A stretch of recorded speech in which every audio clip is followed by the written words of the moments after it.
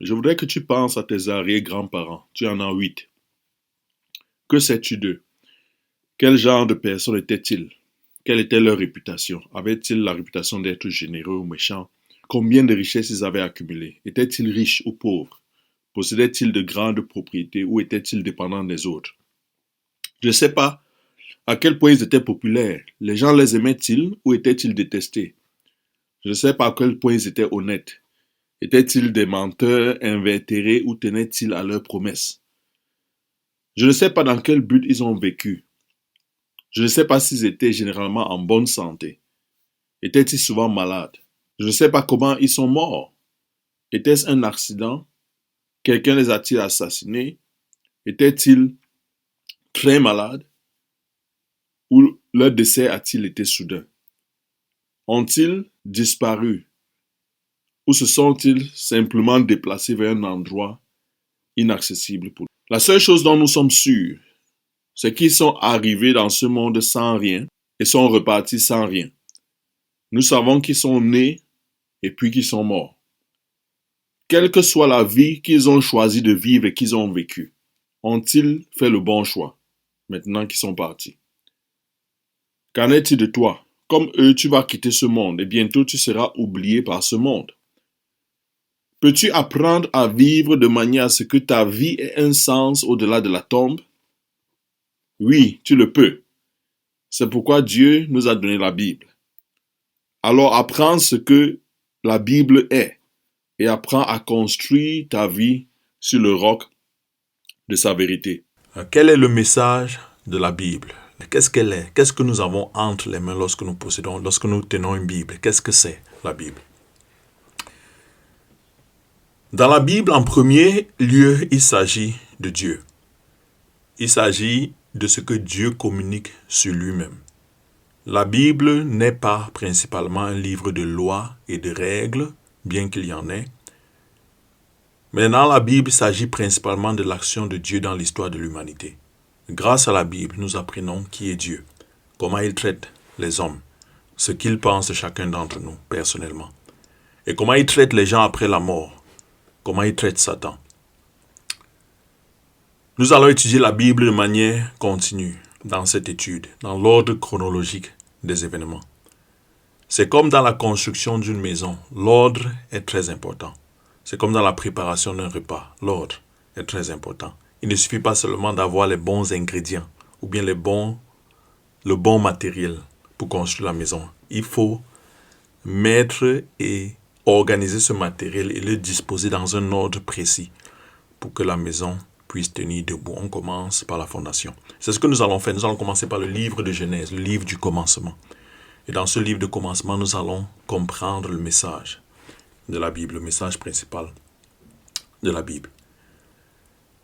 Il y a beaucoup de détails dans la Bible, d'innombrables détails. Mais le but de cette étude n'est pas d'en explorer toute la profondeur et de connaître l'explication pour tous les détails de la Bible. Le but de cette étude, c'est de saisir le message principal de la Bible, le message principal de Dieu.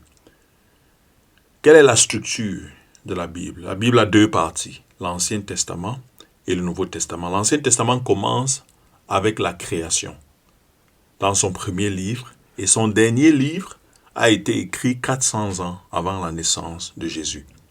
Le Nouveau Testament, quant à lui, commence avec la naissance de Jésus, et son dernier livre rapporte la fin des temps. Le dernier livre nous présente comment ce monde va se terminer. Et le dernier livre nous annonce aussi à quoi va ressembler le monde que Dieu va créer. La Bible est appelée par plusieurs noms. Elle a plusieurs noms. Elle est appelée la parole, l'écriture, les saintes écritures, la parole de Dieu. La Bible est donc la parole de Dieu. Dieu a choisi 40 scribes, 40 écrivains. Et c'est par ces personnes qu'il nous a donné sa parole. Et ceux par qui Dieu est passé pour nous donner sa parole sont appelés prophètes.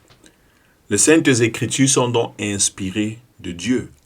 2 Pierre 1, verset 20 à 21 nous dit « Sachez donc d'abord ceci, que nulle prophétie de l'écriture ne vient d'une interprétation particulière, car la prophétie n'a point été apportée autrefois par la volonté humaine, Mais les saints hommes de Dieu, ce sont les prophètes, étant poussés par le Saint-Esprit, ont parlé.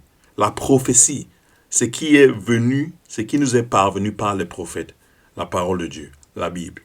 Ne nous est pas parvenu par la volonté humaine. Ce n'était pas la réflexion de leur propre intelligence qui nous est parvenue. Mais c'est étant poussés par le Saint-Esprit qu'ils ont parlé. Ça veut dire que les écritures que nous avons nous sont parvenus sous la supervision du Saint-Esprit. Ces hommes ont écrit et ont dit ce que Dieu voulait qu'ils écrivent et qu'ils disent. La Bible n'est donc pas un résumé de pensée humaine, comme un livre de philosophie, qui présenterait seulement le point de vue des hommes sur différents événements. C'est la parole de Dieu, c'est la pensée de Dieu elle-même, c'est la révélation de Dieu à l'homme. Les grands prophètes par qui Dieu est passé pour nous donner les Écritures ont vécu dans une période totale de 1600 ans. Pourtant, lorsque nous lisons la Bible, elle est remarquable dans son uniformité, dans l'uniformité de ses messages. Aucun homme n'aurait pu créer une telle harmonie dans des documents qui ont été produits dans un espace de temps si vaste. Et il en est ainsi, l'harmonie de la Bible n'est explicable que par le fait que c'est Dieu qui a créé cette harmonie parce qu'il vit éternellement. Il en est ainsi parce que Dieu est le véritable auteur de la Bible. Les hommes qu'il a utilisés n'étaient que des instruments. Il est l'auteur de la Bible. La Bible est donc le message de Dieu pour le monde. Et c'est un message qu'il nous a donné au travers du peuple juif. Tous ces prophètes étaient juifs. Dieu voulait que le monde entier le connaisse. Et Dieu a choisi le peuple juif pour nous donner sa parole. Dans Isaïe 45, verset 22, la Bible dit « Regardez vers moi et soyez sauvés, vous tous les bouts de la terre. » Ça, c'est ce que Dieu dit. « Soyez sauvés, vous tous les bouts de la terre. » Donc, ce message, bien qu'il a été donné par le peuple juif, est destiné au monde entier. La Bible est donc la transcription fidèle de ce que Dieu a dit aux prophètes. En 1947, on a trouvé des rouleaux de manuscrits de la Bible écrits au 1er siècle avant Jésus-Christ. Et ces rouleaux avaient été conservés dans une cave et ont été découverts par Mégade, par un jeune berger qui dirigeait son troupeau dans la région. Et après examination de ces manuscrits, dont ces copies du texte biblique qui ont été écrites 100 ans avant la naissance de Jésus-Christ, après examination de ces manuscrits, il a été constaté que la Bible n'a pas changé, que le contenu du texte est le même. Dieu a préservé sa parole.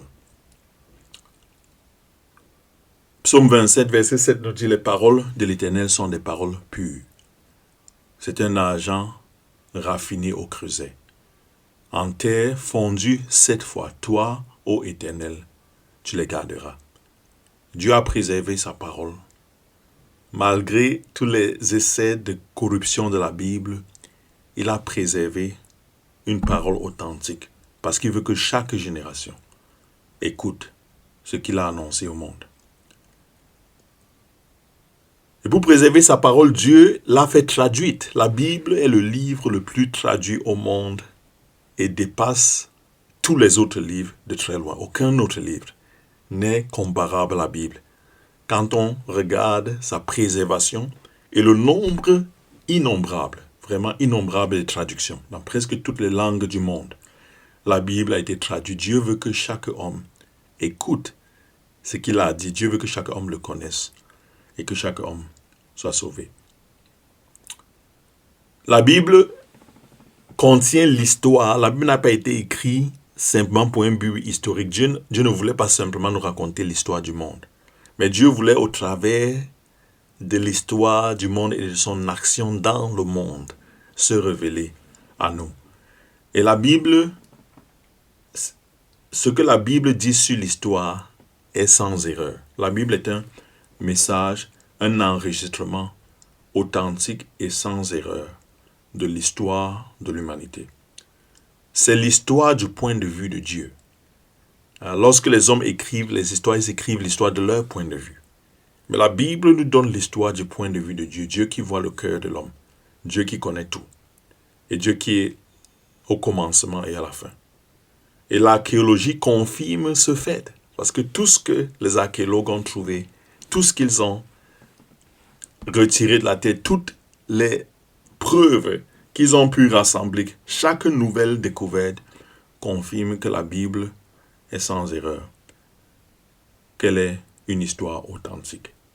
Psaume 119, verset 89, Dieu dit, « Ô Éternel, ta parole subsiste à toujours dans les cieux. » Dieu nous a donné sa parole et l'a préparée. Il connaissait sa parole avant de nous la donner. Elle est sans erreur, elle est parfaite. La Bible est donc le message personnel. C'est un message personnel de Dieu à chacun de nous. C'est une révélation personnelle de Dieu à chacun de nous.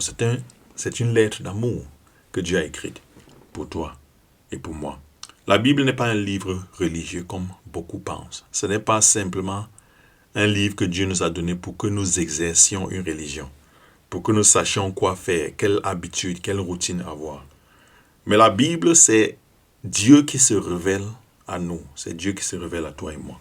Hébreux 4, au verset 12, dit car la parole de Dieu est vivante et efficace et plus tranchante qu'aucune épée, à double tranchant, perçant jusqu'à la division de l'âme et de l'esprit, des jointures et des moelles, en jugeant des pensées et les intentions du cœur. La parole de Dieu est vivante et efficace, plus pénétrante qu'aucune épée, à deux tranchants, perçant jusqu'à la division de l'âme et de l'esprit, des jointures et des moelles, et jugeant les pensées et les intentions du cœur. Dieu parle à ton cœur. Dieu parle à mon cœur. Et c'est pour cette raison que Dieu se révèle dans la Bible, afin de nous parler, afin de te parler. C'est un message personnel. Qui est Dieu? Qui sommes-nous? Comment établir une relation avec lui? Que se passe-t-il après la mort? Où irai-je? Où vais-je passer l'éternité? Seule la Bible peut répondre à toutes ces questions avec autorité. Nous allons continuer la fois prochaine avec Genèse chapitre 1. Et je te prie de lire tout le chapitre de Genèse. Genèse chapitre 1. Nous allons commencer par le commencement pour découvrir qui est Dieu et quel est son plan pour l'homme. Genèse chapitre 1. Prière de le lire et prière aussi de faire les devoirs que nous t'enverrons.